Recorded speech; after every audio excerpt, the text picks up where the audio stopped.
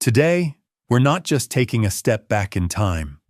We're plunging headfirst into the untamed heart of the 19th century Rocky Mountains. Imagine a world devoid of modern conveniences, where survival hinged on wits, grit, and an unparalleled understanding of the natural world. We're talking about the legendary mountain men, the trappers, explorers, and frontiersmen, who carved out a living in one of the most beautiful yet unforgiving landscapes on Earth.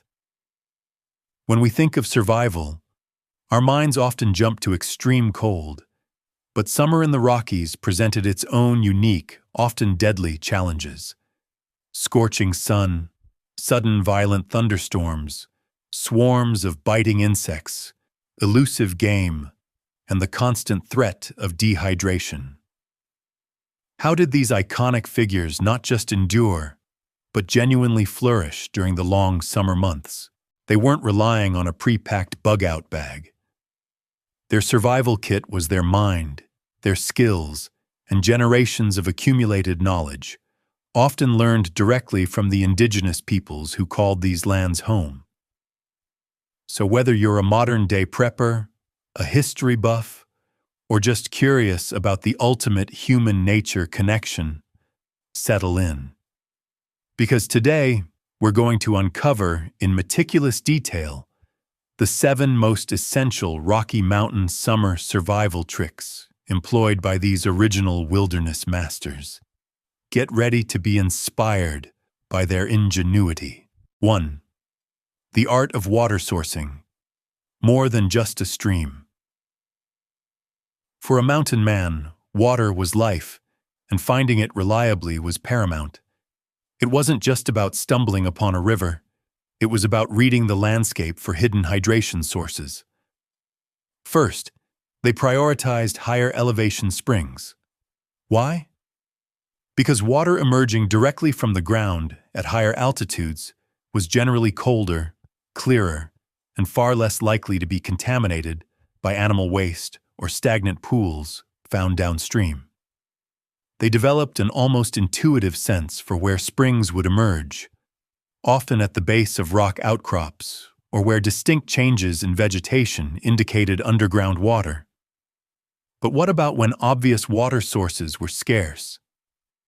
This is where their true genius for improvisation shone. They knew how to identify water-rich plants. Cattails, common in marshy areas, could have water squeezed from their lower stalks. Certain cacti, like the barrel cactus, though requiring careful handling, contained significant amounts of palatable fluid. They'd often chew on fibrous roots or succulent leaves, extracting precious moisture. In dry riverbeds or sandy washes, they'd employ a technique called seep holes. By digging a small pit in the lowest part of the stream bed, often where the sand was still damp, they could wait for groundwater to slowly filter up, creating a small, albeit muddy, pool. They'd let the sediment settle before carefully scooping out the water. This wasn't a quick fix, but a patient, reliable method for sustaining themselves in arid conditions. They also understood that early morning dew could be collected on broad leaves or cloths, a small but vital supplement. 2. Edible expertise. Living off the land's larder. The mountain men were the ultimate human-powered foraging machines, their very existence dependent on an encyclopedic, hands-on knowledge of edible flora and fauna. This wasn't learned from a book. It was a skill forged through necessity, observation, and often direct tutelage from the indigenous peoples who had thrived on these lands for millennia. Their ability to distinguish nourishing plants from poisonous lookalikes was a matter of life or death. During the summer months, the Rocky Mountains transformed into a vast, natural grocery store. The mountain men knew precisely when and where to find specific plants at their peak ripeness and nutritional value. For instance, they'd seek out wild onions, allium species, which besides adding flavor to otherwise bland meals, provided valuable vitamins and minerals. They were adept at digging for various tubers and roots, like wild potatoes, Solanum jamesi, or the nutrient-rich camas, Camassia quamash, a staple food for many Native American tribes, which provided essential carbohydrates and energy for their strenuous lifestyle. However, they also understood the critical difference between camas and the highly poisonous death camas, a distinction that required keen observation. Berries were a godsend in summer, offering not just calories but also vital antioxidants and vitamins. They eagerly harvested service berries, Amelanchier alnifolia, chokecherries, Prunus virginiana, wild raspberries, Rubus idaeus, huckleberries, Vaccinium spp, and various currants, Ribes spp. They understood the subtle signs of ripeness, and crucially, how to avoid their toxic counterparts, such as baneberry or the deadly water hemlock, which could easily be mistaken by the untrained eye. Beyond just identifying edibles, they mastered basic food processing techniques to make foods more palatable, digestible, and storable. Many wild berries, while nutritious, can be quite astringent or bitter when raw. Mountain men would often dry them in the sun, sometimes pounding them into a paste, or mixing them with dried meat and fat to create high-energy, lightweight, pemmican-like rations that could last for months. This solar drying process not only improved taste but also concentrated nutrients and extended shelf life, crucial for periods of scarcity. They also learned about leaching, a vital process for rendering certain otherwise toxic foods edible, such as acorns. By repeatedly soaking and rinsing crushed acorns in water, they could wash away bitter tannins, making them a viable source of carbohydrates. Their summer diet was incredibly diverse, entirely seasonal, and a profound testament to their deep ecological understanding and their ability to live in complete harmony with the land's bounty. 3. Natural navigation. The wilderness compass. In a world without maps, GPS, or even reliable landmarks in vast stretches of wilderness, the mountain men were masters of natural navigation. Their compass was an internal one, calibrated by years of acute observation and an intimate relationship with their environment. They understood the sun's path intuitively. Knowing that the sun rises in the east and sets in the west, and observing its highest point at midday, allowed them to determine general directions. In the northern hemisphere, at midday, the sun is always roughly to the south. This basic principle, combined with an awareness of the time of day, was their primary directional tool. They also paid close attention to prevailing winds. While not always constant, consistent wind patterns could offer a general sense of direction in familiar territories. Water flow was another crucial guide. Knowing which way a river flowed could help them orient themselves, especially when traveling towards a larger landmark or known destination. Perhaps most subtly, they observed vegetation patterns.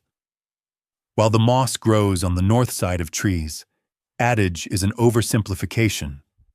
Moss prefers shade and moisture, which can be found on any side depending on local microclimates. They recognized more complex vegetative cues. For example, the denser growth on one side of a ridge might indicate the direction of the prevailing sun or moisture. They followed animal trails, understanding that these often led to water sources or easier terrain, even if not directly on their intended path.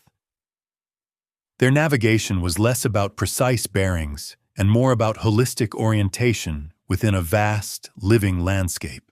4. Firecraft. The primal multi-tool.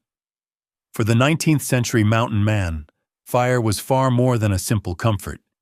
It was the absolute linchpin of summer survival, serving as a dynamic, multifunctional tool in the challenging Rocky Mountain environment.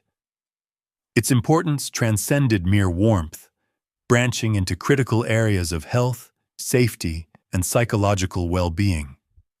First and foremost, Fire provided essential warmth during the often surprisingly chilly mountain nights, even in the height of summer. As soon as the sun dipped below the peaks, temperatures could plummet rapidly, making a small, controlled fire a crucial defense against hypothermia. Beyond physical warmth, a fire offered profound psychological comfort, acting as a beacon of security and companionship in the vast, often intimidating darkness of the wilderness. Crucially, fire was their primary and most effective insect repellent. During the warm summer months, the Rockies, particularly near water sources, teemed with swarms of mosquitoes, gnats, and biting flies. These insects weren't just annoying. They could cause debilitating discomfort, transmit diseases, and make sleep or rest nearly impossible. Mountain men combated this by creating smudge fires. This involved burning damp wood, rotten wood, or green vegetation that produced a thick, smoky, yet low-flame fire. The acrid smoke, while unpleasant, effectively deterred most flying insects, allowing them a measure of peace. They would strategically place these small, smoky fires to create a protective cloud around their camp. Fire was also indispensable for food preparation. It allowed them to cook game and foraged plants, making them more digestible and often safer to eat by killing parasites and bacteria. Meat could be roasted, broiled, or smoked for preservation, extending its usability for days or even weeks. Furthermore, fire was their primary method for purifying water by boiling it. This simple yet life-saving technique eliminated harmful bacteria and parasites from questionable water sources, a vital defense against debilitating illness in the backcountry. Their fire-starting skills were legendary, a testament to countless hours of practice and deep material knowledge. Without matches or lighters, they relied on friction fire methods, primarily the bow drill or hand drill. This required not only precise technique, but also an encyclopedic knowledge of suitable wood types. They knew to select soft woods like cedar, cottonwood, or willow for the hearthboard, the base where friction is applied, and a slightly harder, rounder wood like aspen, oak, or even a dry pine branch for the spindle, the rotating stick.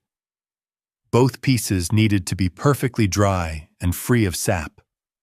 They understood how to find and prepare various forms of tinder, bird nests, finely shredded inner bark from specific trees, dry grasses, or the fluffy heads of cattails, ensuring that the smallest ember generated from friction could be carefully coaxed into a sustainable flame. A mountain man's ability to consistently conjure fire, even in damp conditions or after a sudden downpour, was not just a skill. It was a fundamental key to their survival, health, and comfort in the wild. 5. Shelter savvy. Adaptability in the face of the elements.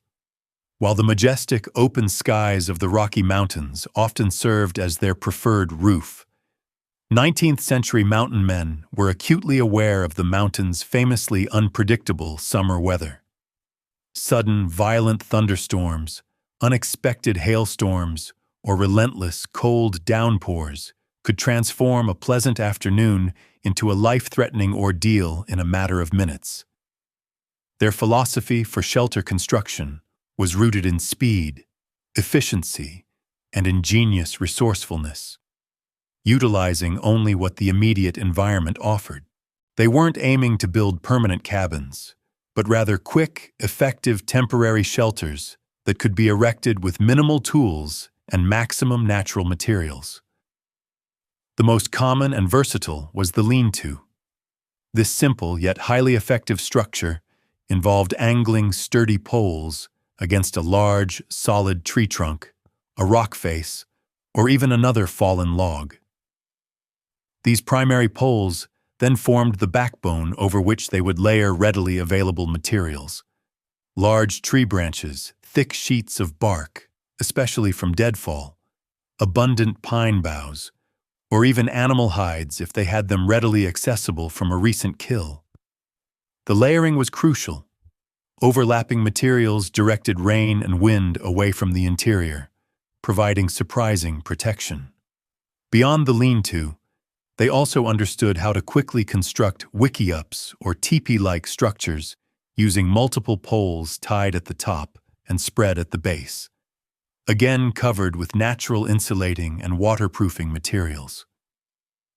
The goal was never luxury, but pure functional protection from the elements, a crucial barrier against biting winds, intense sun that could cause heat stroke, or the chilling effects of a sudden summer cold snap.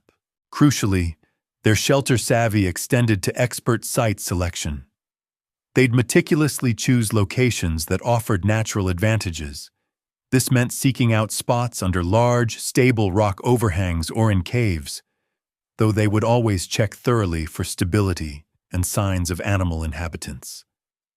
They'd position their shelters in the lee or downwind side of dense stands of trees or ridges, as these natural windbreaks significantly reduced exposure to cold winds. They were also careful to select slightly elevated ground, or depressions that were unlikely to flood, as avoiding low-lying areas prone to water accumulation was paramount during heavy rains. Furthermore, they were constantly assessing the risk of widow-makers, deadfall or branches that could unexpectedly fall, particularly during storms. Upon selecting a spot, they'd often take the extra minute to dig a small drainage ditch around their shelter. This simple trench, directing rainwater away from the sleeping area, could mean the difference between a relatively dry night and shivering misery.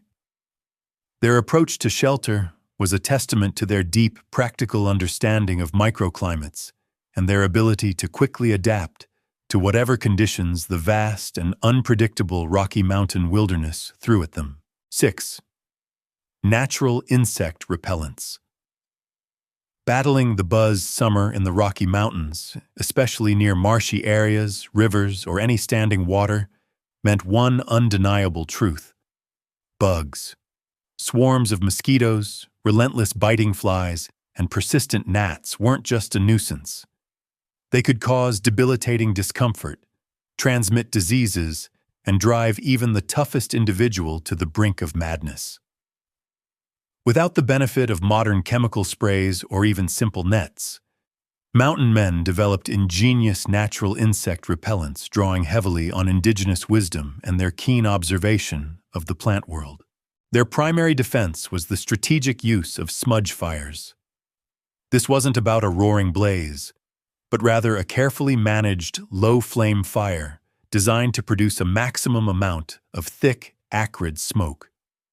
They would achieve this by burning damp wood, rotten wood, or specific pungent plants like sagebrush, cedar bark, or even green pine boughs.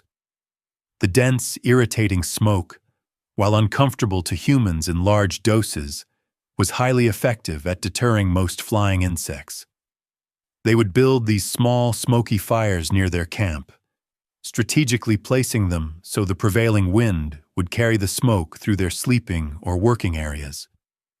If they were stationary for an extended period, they might even keep a small, smoking brand nearby. Beyond smoke, they learned from Native American practices to harness the power of aromatic plants directly on their skin.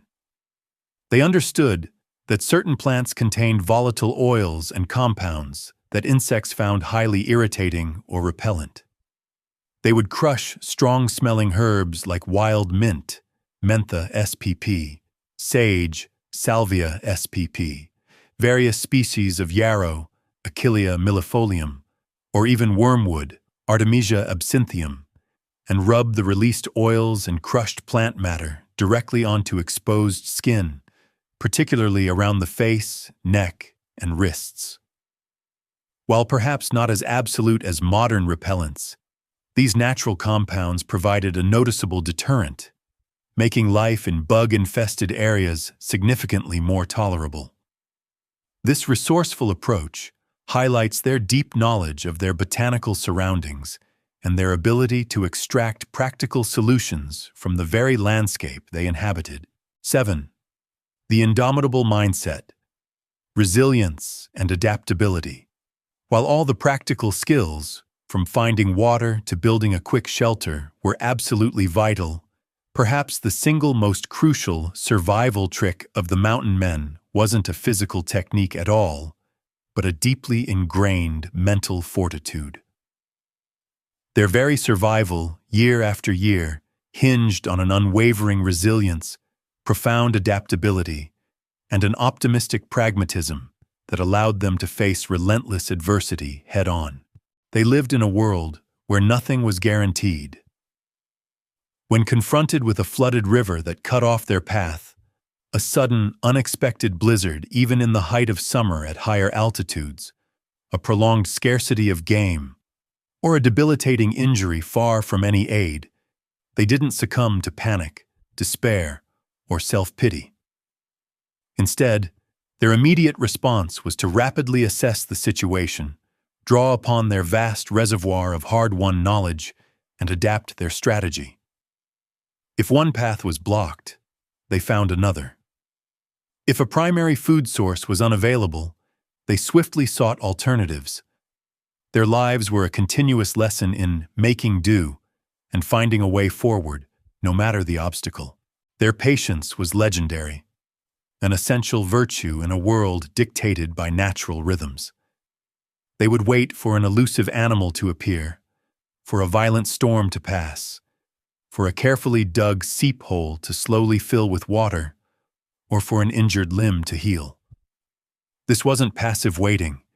It was an active, observational patience, coupled with constant problem-solving. They possessed an incredible capacity for self-reliance, understanding that ultimately, their fate rested solely on their own ingenuity, physical endurance, and sheer determination. They learned from every mistake, every close call, every hungry day, turning each challenge into a deeply etched lesson that refined their instincts and skills. This stoic endurance, combined with an almost spiritual connection to the land and an unshakable will to live, was the bedrock upon which all their practical skills were built. It was this mindset, more than any tool or technique, that allowed them to not just survive, but to truly thrive in one of the world's most demanding and unforgiving environments. And there you have it, the 7 essential summer survival tricks of the 19th century Rocky Mountain men. Their story is a powerful reminder that while technology advances, the core principles of wilderness survival remain timeless. It's about knowledge, observation, resourcefulness, and above all, an unbreakable spirit. These aren't just historical footnotes. They are enduring lessons for anyone seeking to connect with the wild, or simply to understand the remarkable capabilities of the human spirit. What surprised you most about their techniques? Which of these skills do you think is most valuable today? Share your thoughts in the comments below. If you found this journey into the past enlightening, please give this video a thumbs up, subscribe to the channel for more explorations of history and survival, and hit that notification bell so you don't miss our next adventure.